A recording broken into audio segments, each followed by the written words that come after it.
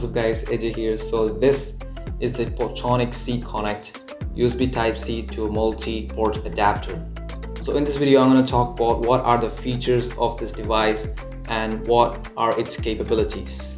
So let's get started. So the first thing I'm going to talk about is the design and its compatibility. So this adapter has a USB Type-C which is used as an input from your smartphone or laptop, and this wire is 15 centimeters long. And here you have three ports, that is the USB Type-C, an HDMI port, and a USB Type-A port. So this adapter has a wide range of compatibility with most of the laptops like the modern MacBooks, Chromebooks, or the Dell XPS and many other laptops. But when it comes to smartphones, I did face some compatibility issues. When I connected this to one of my Samsung devices, it was not able to do any data transfer.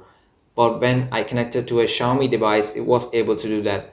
So there are some compatibility issues. So that's a thing to consider before buying this. And this adapter weighs only 72.6 grams, which is very light to hold on hand. Now let's talk about the ports. So the first one is the USB Type-C port, which is used to charge your device, and it has a claimed charging speed up to 100 watts if your charging brick supports that. And you can't use this USB Type-C for data transfer, it's only used for charging purposes. Then there's an HDMI port which helps you to connect your laptop to a projector, TV, or a monitor. So this HDMI can transfer up to 4K 30 FPS videos, and there is no 60 FPS transferring with this adapter. Then there's a USB Type-A port which helps you to connect to a keyboard or a mouse or a pen drive and a hard disk too.